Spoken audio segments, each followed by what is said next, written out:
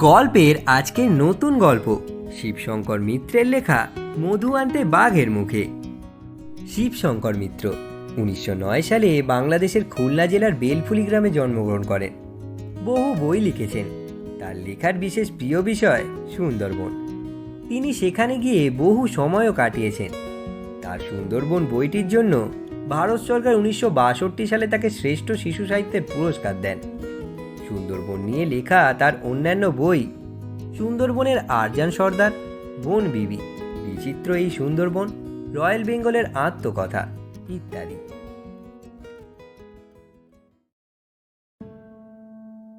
বনে যাওয়ার কথায় আরজান এক পা।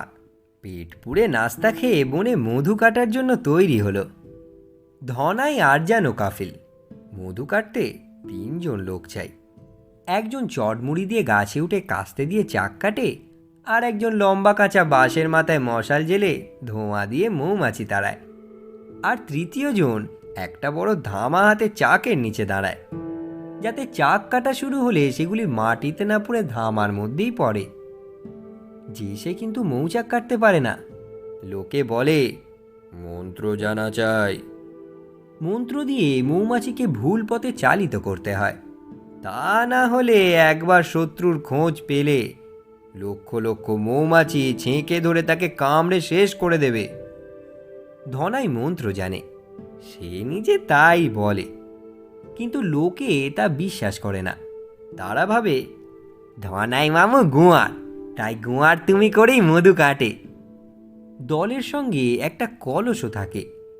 একটা চাক কাটা হলে মধু ঝেড়ে ঝেড়ে তাতে বোঝাই করা হয়। মধুর চাক খুঁজতে খুঁজতে গভীর বনে কোথায় গিয়ে হাজির হতে হবে তার কোনো ঠিকানা নেই। শীতের শেষে সুন্দরবনের নানা গাছে ফুল ধরেছে। গরান গাছের ছোট ছোট ফুল, হলদে রং। সকাল থেকে ফুলের গন্ধে, হলুদ রঙে আর মৌমাছির গুঞ্জনে বন মেতে উঠেছে। ঝিরঝিরে বসন্তের হাওয়ায় ওদের 3 জনের মনে স্ফূর্তি আর ধরে না। ডিঙি করে অনেক দূর বনের ভিতরে গিয়ে 3 জনের ডাঙায় উঠেছে। মনের আনন্দে একটার পর একটা মধুর চাক কেটে চলেছে। মধুতে কলস প্রায় ভর্তি হয়ে গেছে। মধুর চাক পেলে অবশ্য 3 জনের কাজ ভাগ করাই আছে, কিন্তু তার আগে সবাইকে চাক খুঁজে বেড়াতে হয়। চাক খুঁজবার পন্থা হলো মৌমাছি ফুল থেকে মধু নিয়ে কোন দিকে ছুটে চলেছে তা লক্ষ্য করা এবং তার পিছু পিছু সেদিকে যাওয়া। এইভাবে খুঁজতে গিয়ে 3 জনের প্রায় একত্রে থাকা সম্ভব হয় না। এদিক ওদিক ছিটকে পড়তেই হয়। তখন 3 জনে এগিয়ে চলেছে প্রায় এক লাইনে। ধনাই সবার আগে, বাঁ হাতে কাস্তে আর চট, মাথায় মধুর কলসটা, আর ডান হাতে একটা মোটা লাঠি। সারা বনে সুলো ডিঙিয়ে তার ফাঁকে ফাঁকে পা ফেলতে গিয়ে হোঁচট খাবার সম্ভাবনা আছে। হয়তো তাতেই কলসটা পড়ে যেতে পারে। তাই হোঁচট সামলাবার জন্য ধনাই একখানা লাঠি নিয়েছে। সামনে একটা ট্যাগ। 2টো ছোট নদী মিশবার ফলে একটা ত্রিভুজ খণ্ড তৈরি হয়েছে।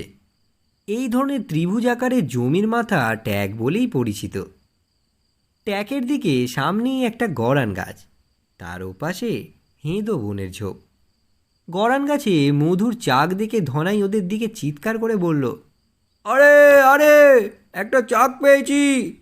বলেই একবার সেদিকে তীক্ষ্ণ দৃষ্টি দিয়ে পর মুহূর্তেই বলল, না রে, এতে মধু নেই। ট্যাকের মাথার দিকে আর না এগিয়ে ধনাই বাঁ হাতে সোজা পথ ধরল। এর মাঝে কাফিল ও আরজান এসে পড়েছে।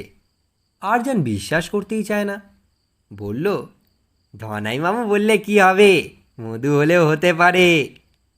বলেই আরজান এক থাবা কাদা তুলে গোলা করে পাকিয়ে নিয়ে ছুঁড়ে মারল চাক লক্ষ্য করে। মাটির তাল চাকের কোণে লেগে ঝপ করে পড়ল হেঁদো বনের ঝোপে। মধু পড়ল না, কিন্তু সঙ্গে সঙ্গে কয়েকটা মৌমাছি ওদের দিকে তাড়া করল। ওরা পিছনে ছুটে একটা ঝোপের আড়ালে পালালো। এদিকে ধনাই খানিকটা এগিয়ে এসেছে। তার সামনে 3-4 হাত চওড়া একটি শীষে ছোট সরু খাদ। কলস মাথায় নিয়ে কি করে লাফ দিয়ে এসেছে পার হবে, তাই তার সমস্যা। তার দীর্ঘ লাঠিখানা সাঁকোর মতো করে এপার ওপার ফেলে দিল। এবার সামনের বাঁশের মতো সরু তবলা গাছটা ধরে শীষে পার হবার জন্য তৈরি হয়েছে। পার হয়েই সে কাপিল ও আরজানকে ডেকে বলবে এমনি করেই পার হবার জন্য, কিন্তু ওদের সাড়া পাচ্ছে না কেন? ভেবেই সে একবার পিছনে তাকাবার চেষ্টা করল, কিন্তু তাকাবার অবকাশ ধনাই পেল না। বিকট হুঙ্কারে বাঘ ঝাঁপিয়ে পড়ল তার উপর। সে হুঙ্কারে বন কেঁপে উঠল থর থর করে। আর যেন কাপিল ঝোপের আড়ালে হতভম্ব। তাদের কথা বলার শক্তি নেই, নড়বার কোনো শক্তি রইল না, পালাবারও না, এগোবারও না। এদিকে ধনাইকে লক্ষ্য করে ঝাঁপ দিলেও বাঘ গিয়ে পড়ল সেই তবলা গাছের উপর, যে গাছটা ধরে ধনাই শীষে পার হতে চেয়েছিল। ধনাইকে ডিঙিয়ে বাঘের মাথা ওই গাছটাতে ঠোক্কর খেল দুর্দান্ত বেগে। মাথায় আঘাত খেয়ে বাঘ উল্টে গিয়ে ধপাস করে পড়ল শীষের ভিতর।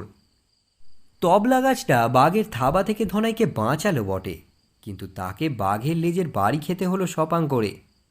লেজের বাড়িতে তার মাথার মধুর কলস পড়ে গেল। বাঘও পড়ল শীষের গর্তের ভিতর। কলসও ভেঙে পড়ল তার মাথার উপর। বাঘের সারা মুখে নাকে চোখে ছিটকে পড়ল মধু। আর মুখে মধু পড়তেই বাঘ চোখ মুখ কুঁচকে বেজায় ফোঁত ফোঁত করতে লাগলো।